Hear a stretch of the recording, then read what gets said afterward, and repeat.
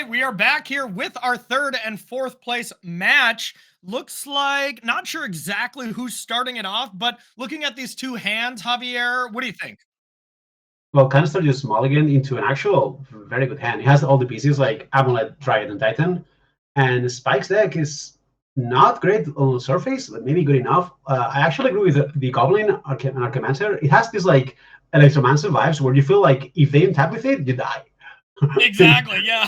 In Modern and this kind of thing, it definitely Yeah. feels like that. And I also think, like, I mean, if Spike untaps with this card and has like a Breach and a DRC in his hand, there Yeah. must be a lot of combinations that's actually a kill. So I will assume this hand is a keep because it has the Goblin that Canister cannot kill game one. So we'll see how this develops now. But Yeah, this and might I've be a had kill, yeah, a little kill, yeah. Yeah, for sure. I had a little bit of experience with the whole DRC, Underworld Breach, Bobble style of decks. I played like Fair Breach back in the day, back when my Precious Breach was not good. Where, you really get to just churn through your deck. And if you have a couple DRCs, every Bobble you're bringing back, you're only escaping one card to draw a card. And you kind of get to go nuts there. So, yeah, really scary here. And this Amulet deck doesn't really interact too effectively, outside of Dismember. I think most of those were in the sideboard for Canister anyways. So we might be seeing some fireworks here from Spike's side next turn. Well, I think Spike has a kill if he draws like a Breach, right? I will assume so, yeah. But unfortunately for him, Canister has the Explore double Amulet of Vigor Dark Ritual, which means he's going to be able to play another farm now and just get like enough mana for. Yeah, but top decking Sunhome usually does kind of spell bad news. It's not quite as bad as top decking Slayer Stronghold in this situation, but I think that means I don't think he could kill anyways, to be fair. Wait, no, I guess you could do 20, right? With two trample? you can do exactly 20, I think, with without the Sunhome. So that might have actually kept Aspiringspike alive. Yeah, I mean, I don't know if there's like anything Canister can do to actually interact. We should have to take the list, but I think so. I think maybe with a Sunhome, there's no kill here at this point. And also no Dryad, so no Valakut shenanigans, because if you go Valakut and kill the Goblin, that's fine. Yeah, but then you need the Dryad, to get that going and stuff. With double Amulet, you do get a lot of window that's open, and if you have 3 Amulets, you really open the door. But yeah, let's see what Canister has to do. All I gotta say is Canister, compared to playing against you, has kept a hand with 150% more lands than he kept against you. He just kept one lander after one lander after one lander against you. I saw one of them. Worked out, but I mean, it's also the matchup, right? But here, yeah, it was good. Here, I think, I don't know if there's a way. He's probably doing math right now. Yeah. Because even if you're an expert, you have to do the math. For sure. But he's trying to achieve the Dryad plus Valakut combination, I will say. Like, if he doesn't have a kill, if he has this, that's probably enough for him to survive, right? Like, he will only die to like another Goblin into 2 Metamorphoses in a row or something, like not very likely. I'll assume that's what he's thinking through. And is there any way, like, there's usually more Teleria West. I'm trying to pull up the list now, but maybe having Teleria West in hand is also extra annoying. There's usually 2, and it does look like there's 2 in the list. So, I mean, you can start with Primeval Titan, start with the Sunhome, or not the Slayer Stronghold, get the haste. That's kind of easy mode. And really easy mode is just getting Vesuva, copying Boros Garrison, and Sunhome. 20 minus 2 is 18, but drawing that Sunhome has been the wrench in Canister's plan here. But outside of that, what do you get after Boros Garrison and Slayer Stronghold? And can you have enough mana to dry it up or do anything to interact? Even like a Bog. I don't know if the decks play Bog anymore. Doesn't look like it, but no. Yeah, I think there's not too much. I guess if you could get a Voseju and have 2 mana up, I think that will probably be enough, right? Like, it's not easy for Spike to actually win this game if Canister has a Voseju. Yeah, because Spike, that's not the option. Yeah, because if Spike, if Canister has the one Boseiju, you just respond to any spell, and sure, Aspiringspike can, like, in response Metamorphose, in response Ren's Resolve, in response Unholy Heat, these kind of instances, but you can't respond with Grape Shot, being a sorcery. So yeah, it looks like that would be safe as long as there's not, number one, a second breach in the graveyard or your hand, because you can play a breach and then immediately escape another breach. That's a good If play, actually. You can tell yeah, you can tell you're an expert of the deck, eh? hey, I know one deck, and it's I know one card, and it's Underworld Breach, and now unfortunately the deck that we are both sharing love for right now, Rakdos Scam, has eliminated my version of Breach for sure because it also plays Saga. All right, Canister didn't go for the fortress, like Well, the other yeah, one, this stronghold. He's going for more titans, right?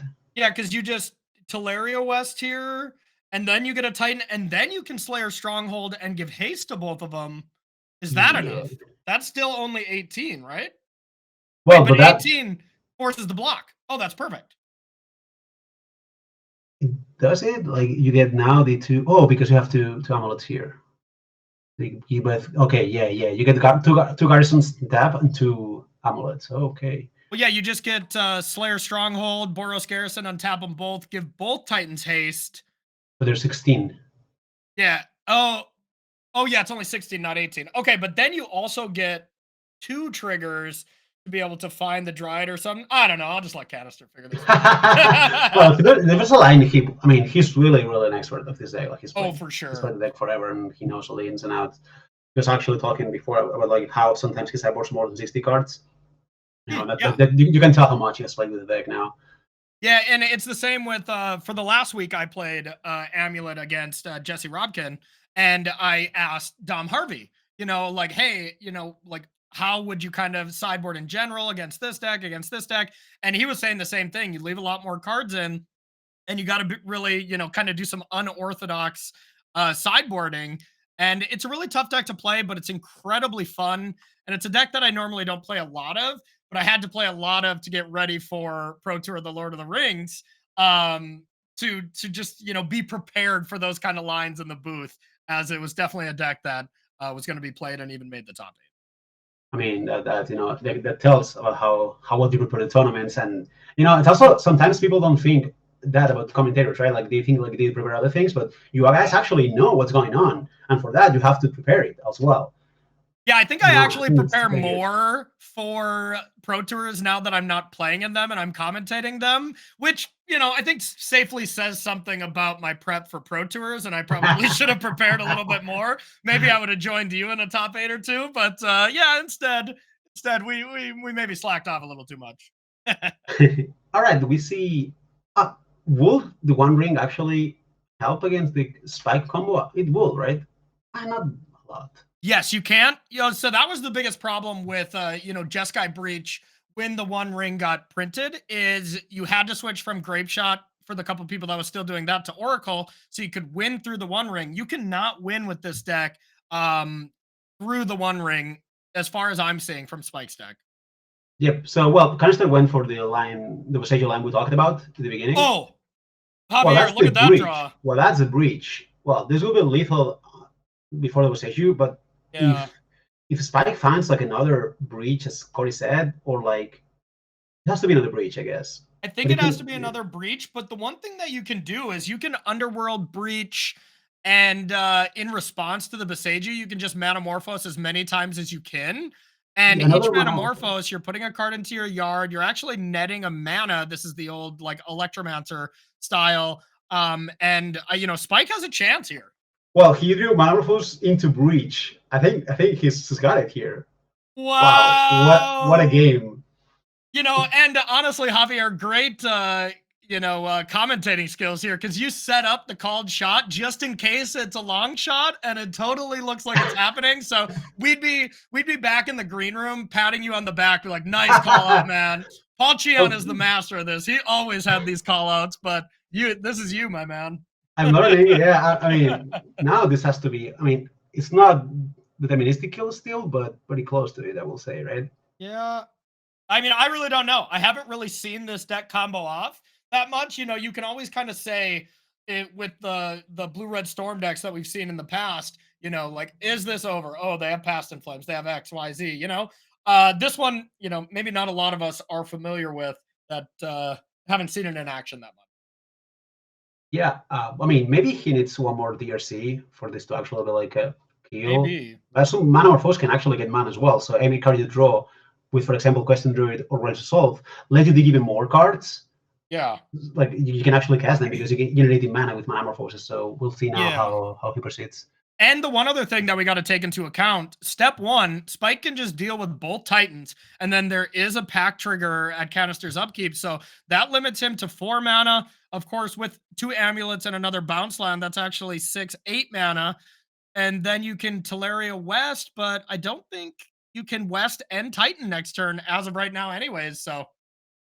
Yeah, that's like the bare minimum for Spike here. Yeah, that's bare minimum. This game still could just be over, but. Yeah, I think he don't know the DRC like if he finds the web shot, it's lethal, and he's gonna see a lot of cards because every mana morphose, he's gonna see at least like 7 more cards and generate 14 mana. I'll also see 2 more cards of Druid, and also if he draws like Resolve, I think he's gonna go through his whole deck at this point. I will be surprised if that's not the case. Because the math here is every mana morphose you cast, you're losing 1 card in your graveyard. So as it stands right now, Aspiringspike can Manamorphose 4 more times just right now on surface value, but then we got to remember that he's drawing a card every time. So if you find Abundant Harvest, boom, okay, that should be it, because now every Manamorphose gets you the same amount of cards that you're escaping to bring back.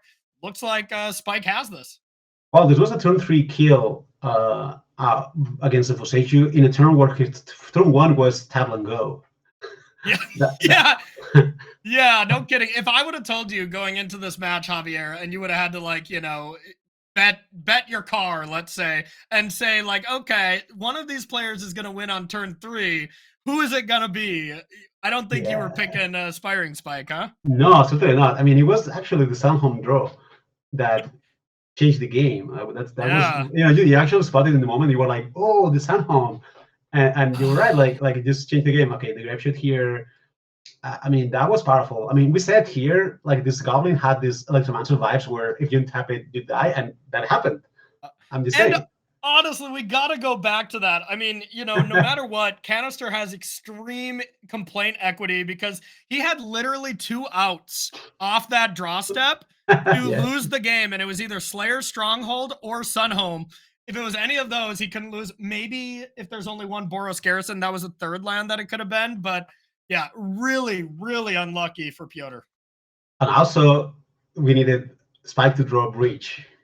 Like, it was breach. So that was had to find a second breach. Yeah, that it would have been impressive if he didn't naturally draw it to see if he could have found a way to escape it and kind of find it there. But as it stands, Aspiringspike takes down the first game and is up a game to be able to claim the 3rd place prize in the Super League. Well, I mean, I think you will agree, but this was a pretty good display of the Gruul deck. Like, now I kind of want to try that deck. This was like, wow, wait, like this is powerful. Like, yeah, this deck is real, you know. And I've been watching Spike stream, and he has been doing quite well. You know, I mean, he's been trophying a lot of leagues. He's been doing well in the challenges. So this deck is definitely real. You know, I had the advantage of watching his stream quite often, and he said the worst cards against him are Leyline and Chalice. So I was actually going to cut them because I thought, you know, Rhinos was not going to be represented between us 4. I thought maybe there was a chance you would bring Rhinos, but I was pretty solid that you were going to play Scam. I Canister, I put on big mana, either Tron or this, but it's going to be big mana in some way. But so just listening to his stream, he's like, hey, here you go, Corey. This is how you should sideboard against me. And I'm just like taking notes. Like, yeah, thanks, buddy. You know? You know what? I was very close to play Rhinos. I was between Rhinos and Scam. So it was like very, very close. I almost played Rhinos because I played the deck more. Yeah. Because I'm not an Scam expert or anything. But, you know, if you thought I would play Scam, you actually nailed it. Like, yeah.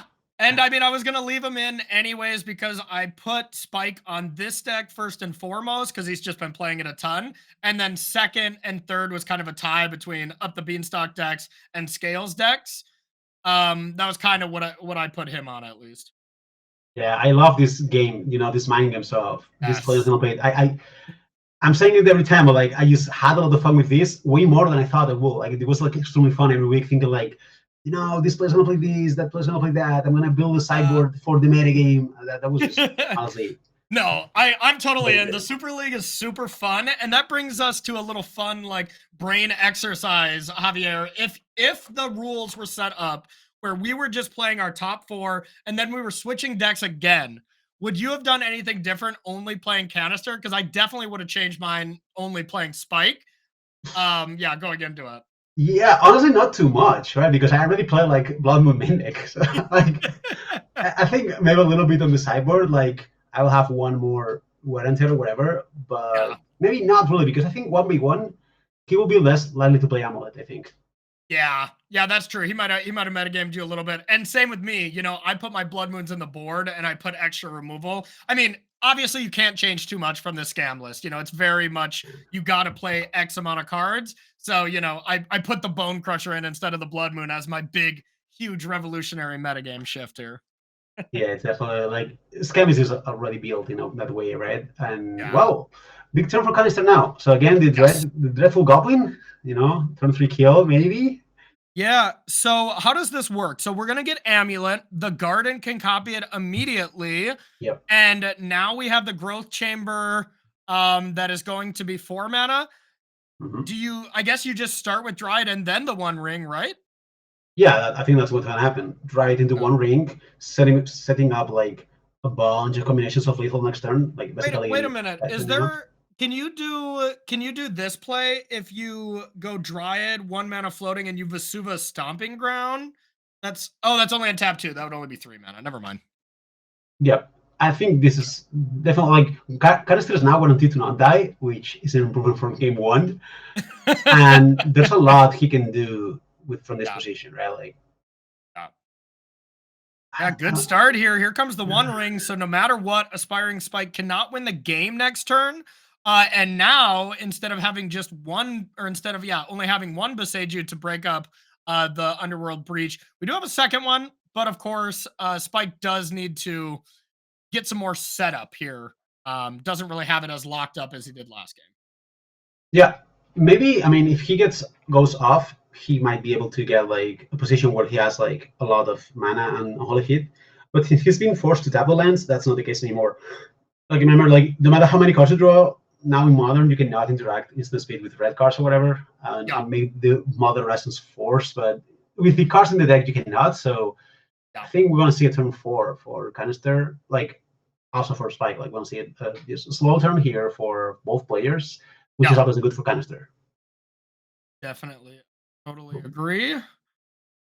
But also Like, Canister has nothing. Like he yeah. breaks in 3 cards. Yeah. And like, so yeah, another Boseiju, that doesn't do it.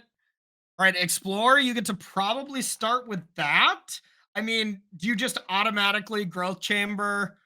Yeah, I suppose as your first land, you do that, and then you can explore. Then you can consider maybe playing some actual real lands. Yeah, I think that's the best because if you roll a Titan, the game is over, right? Like Yeah, you exactly. have to go for it. I mean, we also saw last week Canister being very aggressive with his lines. Like whenever he thinks like this is gonna give me the win, he goes for it. Yeah.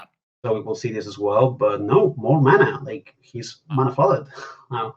Canister, I mean, whenever anybody who has watched his stream, which I'm sure is plenty of us, he has a very entertaining Twitch stream, would be very vocal about, oh wow, like this is outrageous. No luck here today. But, playing this match, not having the stream up, I'm sure he's still equally frustrated, but just not much he's been able to do this game. Just some pretty bad draws. And just really hasn't materialized into being able to close out the game.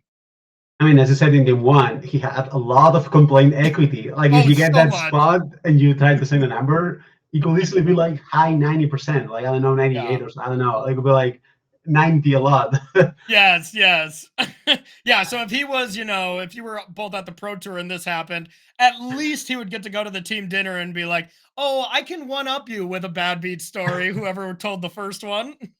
Yeah, definitely. Well, but on the other hand, here though, like Spike also doesn't have that much business because he needs one cantrip to actually start a chain with Breach, and Yeah. like there's not too much going on actually. Another side. Yeah, it easily could be a turn for Spike where he just goes land, questing druid, and Archaeomancer. I mean, or do you just go like, okay, how about this? You can go like what? Archaeomancer, attack with No, you can't attack with Regavan. You But can you go with can. Chaomancer, Grape Shot, Grape Shot. I mean, that's Yeah. not great, I think but Ragavan is attacking for sure because now, yeah, you can either go an Arcane Answer, yeah. And Druid, just heat it, Grapeshot, I guess. yeah, Or or maybe, yeah. I think Heat is well, better, but there's a lot of combinations of actual lethal Grapeshots next turn. Like if he draws one yeah. cantrip, the game is over. Well, Because one reason I would like Grape Shot maybe a little bit more here, I guess it's only land and creature. I was gonna say if you can get to Delirium so you can have heat next turn for a possible Primeval Titan, that would be better, but looks like that's not an option. So yeah, could just see the heat here. yeah, I like this more because so let's say Canister doesn't go for the kill here because he doesn't get there. Yep. I have to make the math, but like it has to be very easy to go with two grape shots and the breach and a storm kill because you go Yeah. like 1 spell to 3 spells, 4 spells, 5. Like, this must be almost lethal already But without it drawing doesn't into the run. matter because it's over. There we So go. it is There it over. is. There's Yep. the pact. There's even the one ring to do a little bit of insurance here. If you were to draw the cards you don't want to draw again. But I don't think the same bad luck is going to follow Canister into game 2 here. Looks to be locked up. Yeah, this is 100% right. Like he just goes for Titan and does the thing, Balakut, bum bum bum bum bum, fireworks. When I see the expert doing this rather fast compared to the turn before because now he knows.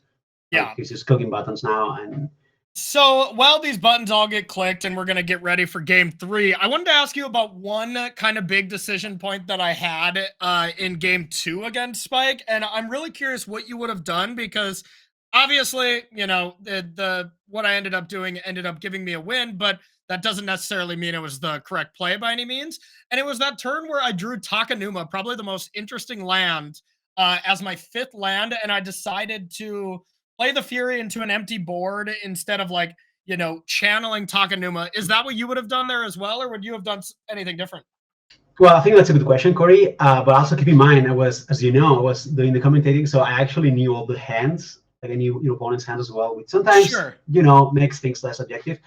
I actually think it was hard, but I think maybe I will have played the same as you did because when I'm in doubt, I'm like go for the more aggressive line because that's just, I think that's what you did here, just being aggressive, right? Like I'm gonna win the game next turn if you don't have anything.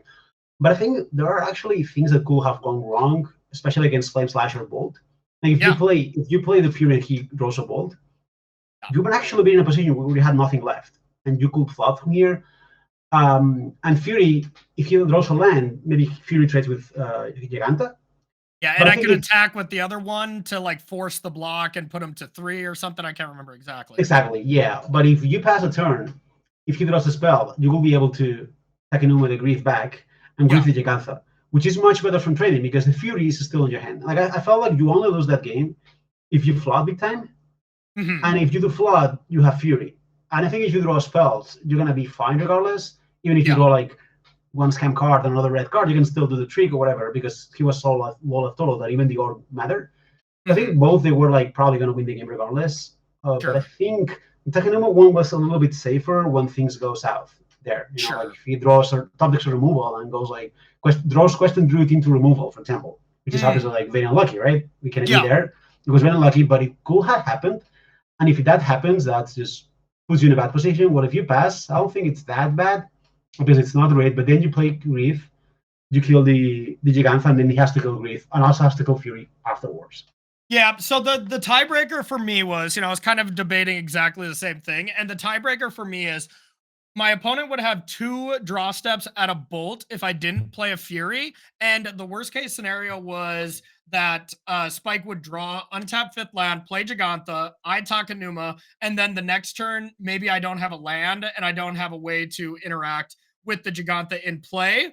And then I do draw land 5 then, play Fury, and then Spike drew a land. I'm just basically dead. Or, excuse me, then draws a Bolt, then I'm basically dead with him having a Giganta that can attack, putting me to 7. And that was kind of the tiebreaker of why I was like, I'll just play aggressive and try to push through. And that way, even if he draws land 5, plays Giganta, I could still either hope to top deck a Terminate, something like that for the win, or just force through the attack, put him to 3, hope to draw a creature. Well, it's interesting. I actually agree with your line of reasoning, but I think the key detail here is that if this actually happens, the Orc can still get there because Gigantha cannot block the Orc because you killed Gigantha with Fury. Yeah. And that's yeah. If this happens, you still kill Gigantha. You always kill Gigantha if you draw lands if you play it because he has to block. I think that would tilt the reasoning again to the second number, in my opinion. He wouldn't have to block, right? He could just take one. And then... Well, but then he might die to Bone Crusher, for example. Like, sure. He doesn't know your hand. To be fair, I only have one in the 75, and it was already gone, so it couldn't have been that. But all right. I didn't know that. All right. Anyways, we're getting in the weeds here. I love having these kind of chat with you. I'd love to do it as long as we can. But we're gonna get into the match here. Looks like we got Amulet versus Ragavan as the first two plays. We got 2 damage coming in, and Canister's hand looks really, really good, Javier. Are you seeing what I'm seeing? Yeah, they both have very strong hands, to be fair. Yeah. Like, I mean, Spike from the play has Ragavan into DRC, into, Alpine Moon or Rento's Hall, like whatever he wants. And Kanister has the dreaded, like, double Amulet of Vigor Dryad, and, that's strong. What do you name with Alpine Moon? Does it just have to be Saga? Oh, okay, just the Garden. So the Garden is now able to add any mana to prevent second Amulet, but there's going to be bad news here for Spike. The second Amulet was already there, and that was not needed, This is lethal, right? I mean, you played Amulet, I think, more than I did, but this is lethal, right? You can just go... For 4 mana, you played Dryad. That's only 5, right? Isn't it only 5 mana? No, because you can pact into another Dryad, right? Oh, to net 1 more mana? Yes. Or Grazer nets you 3, yeah, Grazer right? also. Yeah, I mean, you can pact into another creature. I think this top deck Titan meant it was lethal. Yeah, I guess the interesting play would have been, what do you do if the Titan wasn't there off the top? Because I don't think it was lethal until he had that, right? Yeah, no, it was not. I think, actually, I mean, I don't think he had any special line here, right? Yeah, I think this is, the pure definition of justice for Canister fans, drawing so poorly game 1 that now he deserved the one really good draw. And yeah, I think you're right. It's looking like Canister is going to be the 3rd place finisher here in the first Modern Super League. Yeah, I'm wondering if there was a line where you just play the Dryad, get 2 triggers, and then Boseiju the Alpine Moon so you can copy the Amulet, but I don't think there's enough mana for that, right? Maybe there is. I don't think so, because you need the mana of your first land drop to Boseiju, and then you needed to tap the Garden to play the Amulet, so I don't think that would have been enough. Yeah, he will leave like a Grazer, right? Like maybe a Grazer will actually be enough to do this. Yeah. I think he could just like play Grazer with the Dryad and get some more mana, and then Boseiju the Alpine Moon, and then get 1 more trigger. Yeah, I mean, it will be interesting, but as it played out, this Titan's gonna come down now, and Yeah, and this time it's pretty trivial. You get to just get Boros Garrison, Slayer Stronghold, give it haste, and then looks like this time you can safely have a 10 power double striking trampler. And the game isn't technically over in Canister's thought here, because you could have Unholy Heat and look to surveil something to the yard, but yeah, with only 2 types in the yard anyways, that Unholy Heat line wouldn't have been possible. So Canister actually should know that it's all wrapped up. Yeah, it is. This game over. Also, the Dryad is in the battlefield, so it's even going to be easier if he will go for Valakut kill as well. Yeah, that's true too. Well, the Amulet deck is strong. Like I was impressed. Also, like when I played against him in the semifinals, I was like, I'm playing a lot of Blood Moons or whatever, yet I'm still losing. This deck is good. Like this is like supposed to be the bad matchup with main deck hate cards, and still I'm losing. I lost that game. It's a. And then it was really fun to just see, your post-board game when you just had Necromancy, you had Wear Tear. It's like, all right, so Javier has 6 amazing options here. Let's see which one he picks. But yeah, I really loved how you played that game where you Necromancy out the One Ring. I mean, you had a lot of options there. The Wear Tear on turn 3 to just blow out the Amulet and the Dryad was so good. That was good. That was like... Yeah, if I take the Titan, there's no way he doesn't play the Dryad. I felt like if I take the Dismember, he might be like, I'm going to play different or whatever. But if I take the Titan, I'm like, he's not play the Dryad, and then it's going to be... Do you think I played too slow with the Necromancy? Do you think I should have fired it before Want to put the table? No, I think you fired it at the perfect time, because there was never a time when you could have gotten Titaned. I thought that maybe you just should have still hit Primeval Titan instead of the One Ring, because like even with the One Ring, like how is he going to come back and win? Without Titans in his deck. But Spike agreed with you, thought that One Ring should have been named. So, I'll go with 2 versus 1 on that, because it was pretty close. You were like at a 95 or higher percent chance to win anyways. But it's all about closing those minor percentage points. That's why you're a world champion. That's why you're a pro tour champion, because you got those minor edges down.